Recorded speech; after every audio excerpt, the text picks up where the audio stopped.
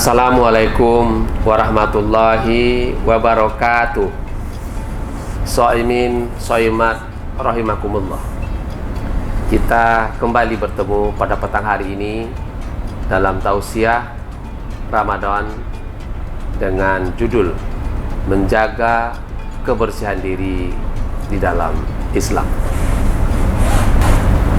Al-Quran dan Sunnah banyak menggunakan istilah-istilah yang berkaitan dengan kebersihan dan kesucian. Di dalam Al-Quran, penggunaan istilah taharah terulang sebanyak 31 kali dan tazkiyah sebanyak 59 kali. Sementara di dalam hadis dan ungkapan orang Arab di dalam kehidupan sehari-hari selalu menggunakan kata nazafah. Hal ini dapat dilihat dalam suatu ungkapan, al-nazafatul minal iman, kebersihan sebahagian dari iman. Makna yang terkandung dalam terminologi kebersihan dalam Islam bahkan lebih komprehensif dibandingkan dengan terminologi kebersihan di dalam bahasa yang lain. Di dalam Islam, terminologi kebersihan mencakup kesucian lahir dan batin. Kecintaan Allah terhadap kebersihan bahkan mencakup kebersihan diri manusia dari perbuatan-perbuatan dosa dan menodai hati dan menyebabkan kerusakan pada diri manusia itu sendiri maupun orang lain dan lingkungan.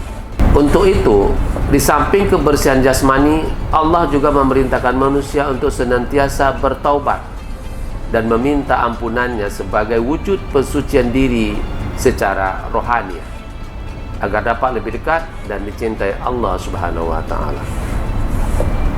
Kaum muslimin muslimat yang berbahagia, Allah Subhanahu wa taala berfirman dalam surah Al-Baqarah ayat 222 dengan arti, sesungguhnya Allah menyukai orang-orang yang bertaubat dan orang-orang yang mensucikan dirinya.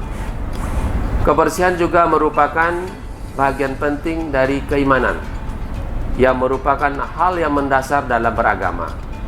Dengan demikian dapat dipahami bahwa salah satu indikator dalam mengukur keimanan seseorang adalah bagaimana perhatiannya dalam menjaga kebersihan, baik jasmani terlebih lagi kebersihan rohaninya.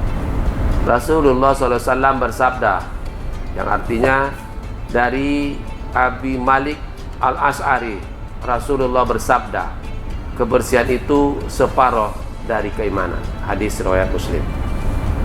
Shaimin wa shaimat, iman merupakan syarat seseorang dapat memperoleh kenikmatan masuk ke dalam surga yang disediakan Allah.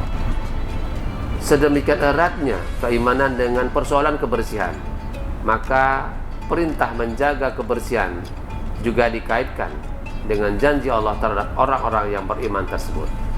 Hanya orang-orang yang berimanlah yang dapat masuk ke dalam surga Allah Subhanahu wa taala. Rasulullah sallallahu alaihi wasallam bersabda, dari Aisyah radhiyallahu an, Rasul bersabda, Islam adalah agama yang bersih, maka hendaknya kamu menjadi orang yang bersih. Sesungguhnya tidak akan masuk surga kecuali orang-orang yang bersih. Hadis riwayat Tabrani. Dengan demikian, bersuci dan bersih dalam ajaran Islam adalah hal yang sangat penting dalam pembinaan manusia secara lahir dan batin. Sikap menjaga kesucian dan kebersihan ini merupakan dasar dalam pembentukan kepribadian yang nantinya akan tercermin dalam karakter suatu masyarakat secara lebih luas. Bila ada pandangan bahwa taharah hanya berkaitan dengan peribadatan, terutama sholat pada khususnya, maka dapat diyakinkan bahwa hal ini adalah pandangan yang sangat keliru dalam Islam. Ajaran Islam mengajarkan kepada umatnya untuk senantiasa menjaga kebersihan diri. Setidaknya ada 6 macam kebersihan diri yang harus dijalankan oleh umat Islam, yaitu pertama, taharah al-jasadiyah, membersihkan dan mensucikan jasad.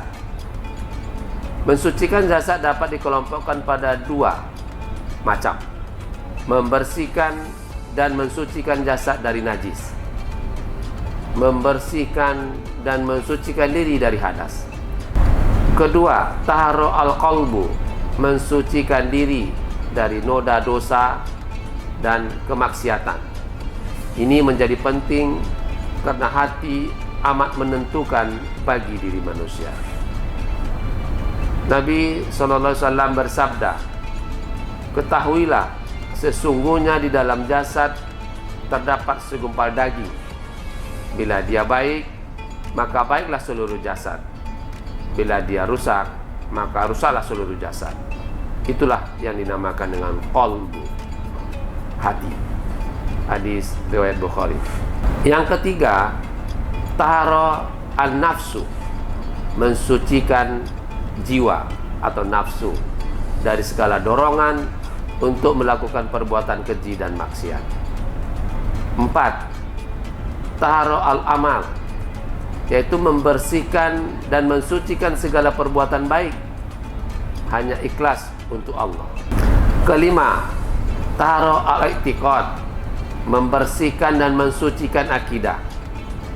Kebersihan dalam aspek ini adalah yang paling utama, yaitu membersihkan akidah dari syirik atau kekufuran. Jangan sampai akidah kita tidak bersih, baik kepada zat Allah, sifat Allah maupun perbuatan. 6.